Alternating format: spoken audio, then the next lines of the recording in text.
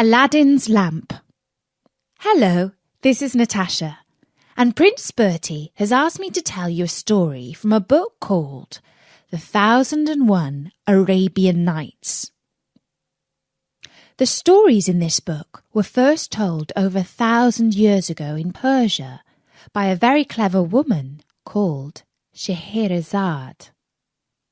The king wanted to cut off her head, but every night she kept him fascinated by telling him a story and leaving it in a very exciting place so that he would want to find out what happened next. Eventually he forgot his evil intentions, and she kept her head. And this is one of her stories. It's called Aladdin's Lamp. A long time ago, in Persia, a poor boy called Aladdin was playing with his friends in the streets of his city. A stranger came up to him and asked him if he was not the son of Mustafa the tailor. "I am, sir," replied Aladdin, "but he died a long while ago." When the stranger heard this, he embraced Aladdin, saying, "My boy, I am your long-lost uncle." Aladdin ran home and told his mother all about this newly found relative, and she prepared supper for them all. The next day, the uncle led Aladdin out far beyond the city gates. They journeyed onwards until late afternoon, but Aladdin did not feel tired because his uncle told him so many interesting stories. Eventually, they reached the foot of a mountain. "We will go no farther," said the false uncle. For in truth he was not Aladdin's relative, but an African magician in disguise. "I will show you something wonderful," he said. The magician lit a fire and threw some powder on it while saying some magical words.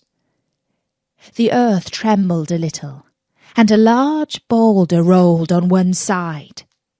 Aladdin saw a flight of steps leading down into a dark cave. The opening was just large enough for a boy to pass through, but plainly the magician, who was rather fat, would not have managed to enter the cave himself. "Go down," commanded the magician.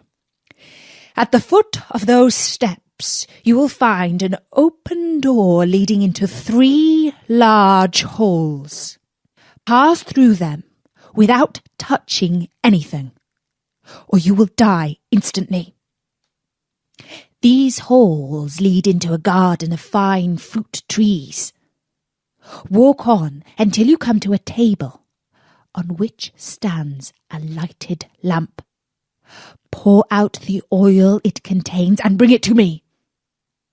Aladdin was afraid to disobey the magician and went down the stairs into the cave. On the ground he found a ring, and despite the magician's order not to touch anything, he picked it up and slipped it onto his finger. He did not die. Then he passed through the garden, where he picked fruit from the trees. Later on, he found the lamp, just as the magician had said, and he went back up the stairs to the mouth of the cave. The magician cried out, "Make haste and give me the lamp!" But Aladdin saw through this trick and understood that as soon as he handed over the lamp, the magician would replace the stone and he would be shut inside the cave, never to leave. And so Aladdin called out, "Let me out first, and only then will I give you the lamp." The magician flew into a terrible rage, and throwing some more powder onto the fire, he said some more magic words, and the stone rolled back into its place. For 2 days, Aladdin remained trapped inside the cave. At last, he clasped his hands in prayer and in so doing rubbed the ring that he had just picked off the ground. Immediately, an enormous and frightful genie rose out of the earth, saying, "What wouldst thou with me? I am the slave of the ring, and will obey thee in all things." Aladdin fearlessly replied, "Deliver me from this place." Whereupon the earth opened up, and he found himself back at home. "Alas, child," said his mother when she noticed him, "I have nothing to eat in the house. We will go hungry again tonight." Aladdin soothed her, saying that he would sell the lamp to get some money for food. As it was very dirty, his mother began to rub it, that it might fetch a higher price. Instantly, a hideous genie appeared and asked what she would have. She fainted away, but Aladdin, snatching the lamp, said boldly, "Fetch me something to eat." The genie returned with a silver bowl, 12 silver plates containing rich meats, 2 silver cups, and 2 bottles of wine. Aladdin's mother, when she came to, said, "Where did you get this splendid feast?" "Ask not, but eat," replied Aladdin.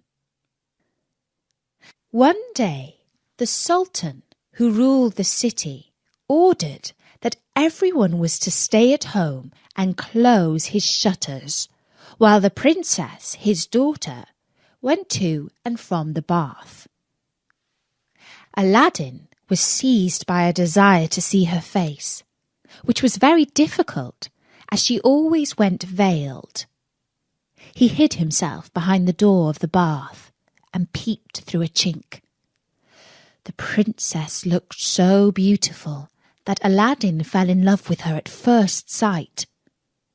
He went home and told his mother that he loved the princess so deeply that he could not live without her. His mother burst out laughing, but Aladdin at last persuaded her to go to the Sultan and request his daughter's hand in marriage for her son. She fetched a napkin and laid in it the magic fruits from the enchanted garden, which sparkled and shone like the most beautiful jewels. She took these with her to please the Sultan. After waiting several days at the palace, she was admitted to see him. She threw herself down at the foot of the throne and waited for several minutes until the Sultan said to her, "Rise, old woman, and tell me what you want." She hesitated, then told him of her son's love for the princess, only at last remembering to open the napkin that contained the magic jewels. When the Sultan saw this wonderful present, he was thunderstruck, and turning to his chief adviser, the Grand Vizier, he said, "Ought I not to give the princess to one who values her at such a price?" The Vizier, who was hoping that his own son would marry the princess, begged the Sultan to delay the wedding for 3 months, during which time he hoped to make him a richer present. Aladdin waited patiently for his wedding in 3 months' time. But after 2 months, his mother, going into the city to buy oil, found everyone rejoicing, and asked what was going on. "Do you not know," was the answer, "that the son of the Grand Vizier is to marry the Sultan's daughter tonight?" Aladdin was stunned when he heard the news, but presently he took down the lamp and rubbed it. The genie of the lamp appeared, saying, "What is thy will?" Aladdin replied, The Sultan has broken his promise to me, and the vizier's son is to marry the princess. My command is that you bring me the princess here, so that the scoundrel can't have her."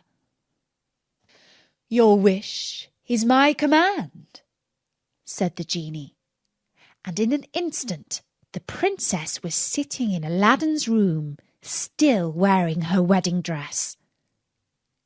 He told her not to be afraid, but she was utterly confused and quite terrified.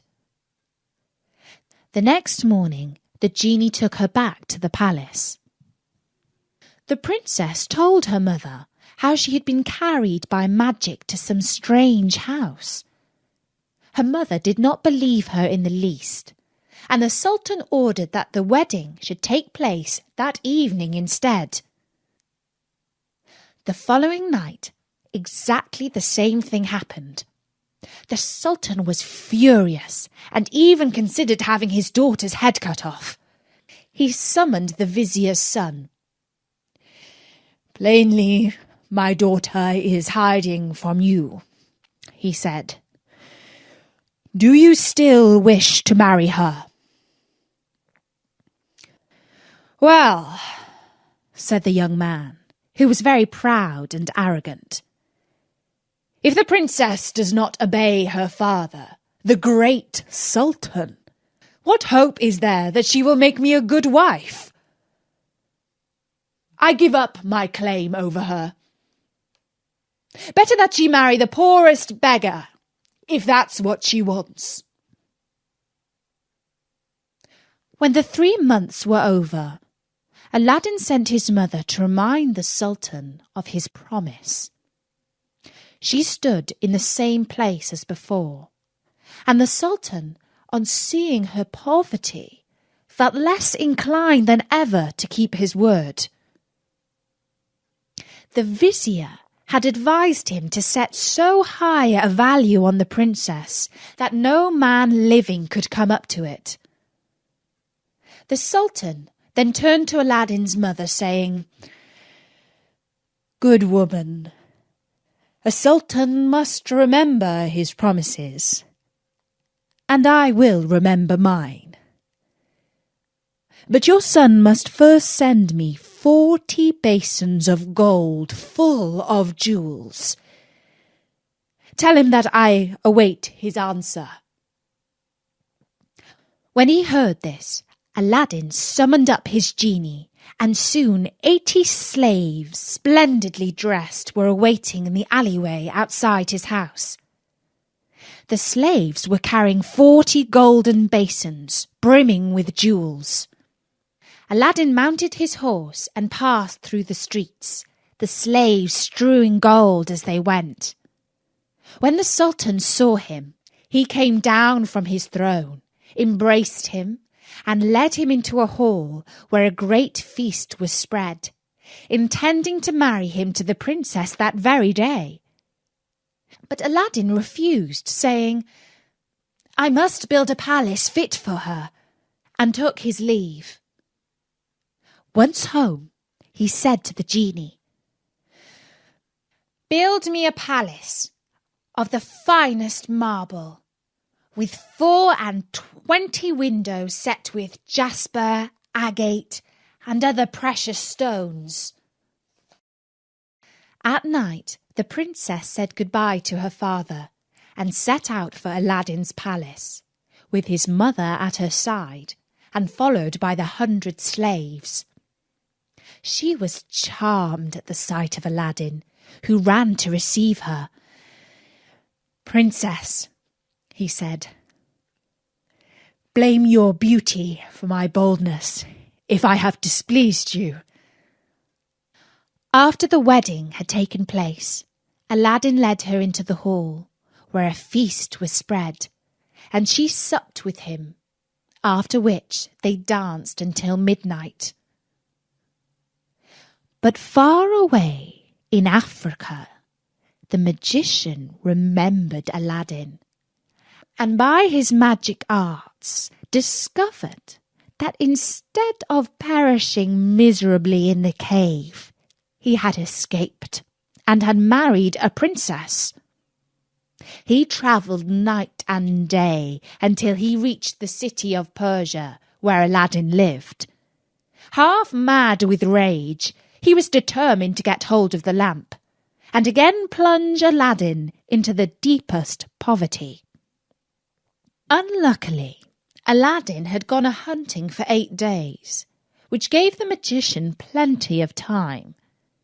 He bought 12 copper lamps, put them into a basket, and went to the palace, crying, "New lamps for old!"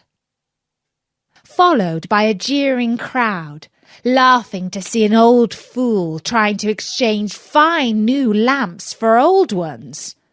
One of the palace slaves said to the princess, "There's an old lamp on the cornice there which he can have." Now this was the magic lamp, which Aladdin had left there, as he could not take it out hunting with him. The princess, not knowing its value, went and said to the magician, "Give me a new lamp for this." He snatched it amid the jeers of the crowd. Little he cared.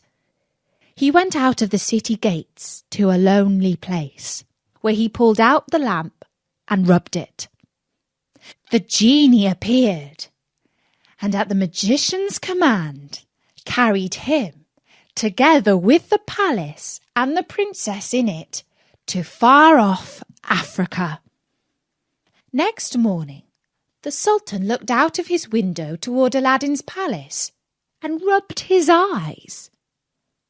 It was gone. The vizier put the strange disappearance of the palace and his daughter down to black magic, and the Sultan believed him. He sent 30 men on horseback to fetch Aladdin in chains. "False wretch," said the Sultan, "where is my palace and my daughter?" Aladdin had no answer, but begged to be given 40 days to discover the cause of the disaster.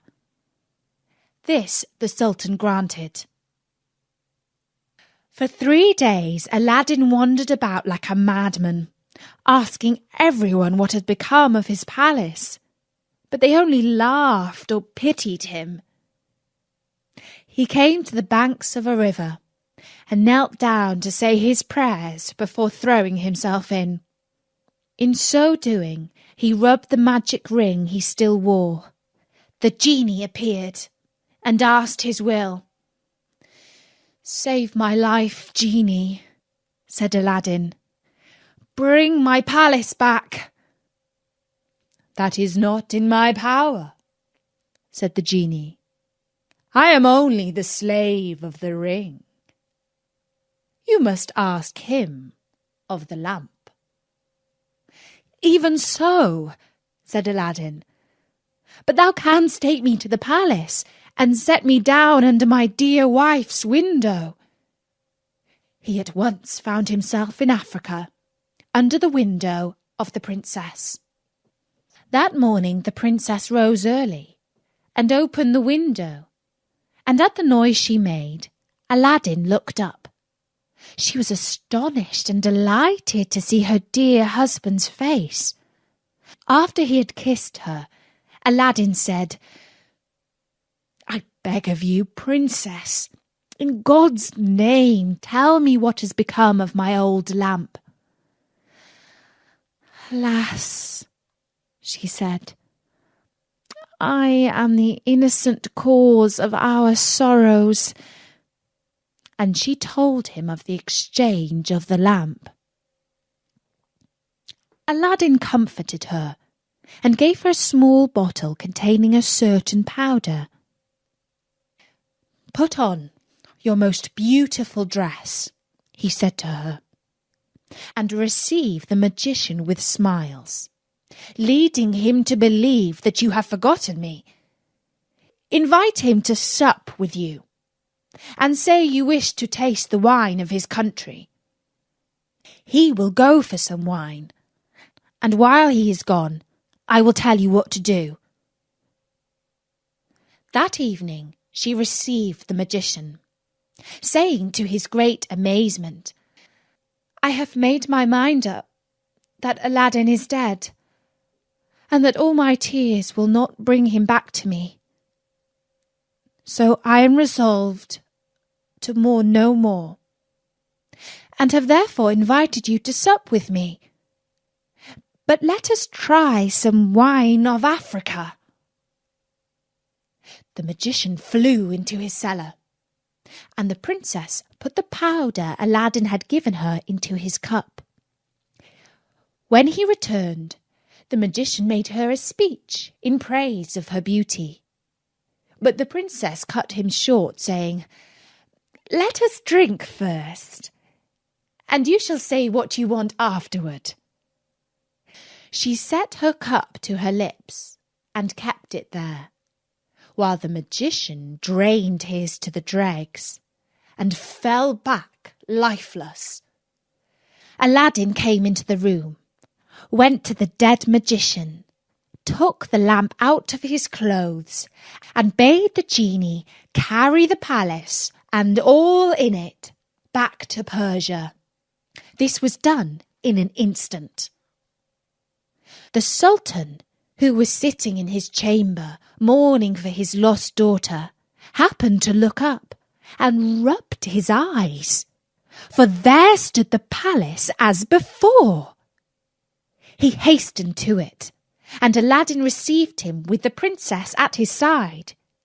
He told him what had happened, and showed him the dead body of the magician, that he might believe. A 10-days feast was proclaimed, and it seemed as if Aladdin might now live the rest of his life in peace. But it was not to be. The African magician had a younger brother, who was, if possible, more wicked and cunning than himself. He travelled to Persia to avenge his brother's death, and disguised himself in skirts and veils, so that he looked exactly like a famous holy woman called Fatima. Then he went toward the palace of Aladdin, and all the people, thinking he was the holy woman, gathered round him, kissing his hands and begging his blessing. The princess, who had long desired to see Fatima, sent for her. She showed Fatima the palace, and asked what she thought of it. "It is truly beautiful," said the false Fatima. "In my mind it wants but one thing." "And what is that?" said the princess. "If only a roc's egg," replied he, "were hung up from the middle of this dome, it would be the wonder of the world." After this, the princess could think of nothing but the roc's egg. And when Aladdin returned from hunting, he found her in a very ill mood. She told him that all her pleasure in the hall was spoilt for the want of a roc's egg hanging from the dome. "If that is all," replied Aladdin, "you shall soon be happy." He left her and rubbed the lamp, and when the genie appeared, commanded him to bring a roc's egg. The genie gave such a loud and terrible shriek that the hall shook. "Wretch!" he cried. "Is it not enough that I have done everything for you, but you must command me to bring my master and hang him up in the midst of this dome? You and your wife and your palace deserve to be burned to ashes. But that this request does not come from you, but from the brother of the African magician whom you destroyed. He is now in your palace disguised as the holy woman. He it was who put that wish into your wife's head. Take care of yourself, for he means to kill you." So saying, the genie disappeared. Aladdin went back to the princess, saying his head ached, and requesting that the holy Fatima should be fetched to lay his hands on it. But when the magician came near, Aladdin, seizing his dagger, pierced him to the heart. "What have you done?" cried the princess. "You have killed the holy woman." "Not so," replied Aladdin, "but a wicked magician," and told her of how she had been deceived. After this, Aladdin and his wife lived in peace. He succeeded the Sultan when he died, and reigned for many years, leaving behind him a long line of kings. And that was the story of Aladdin's lamp from the 1001 Arabian Nights. Bertie says that if I keep on telling stories as good as that one, he might forget to cut my head off too. Well, thanks, Bertie. As you probably know, you can find more of my stories at storynori.com. I'll be back soon. Until then, from me, Natasha, bye-bye!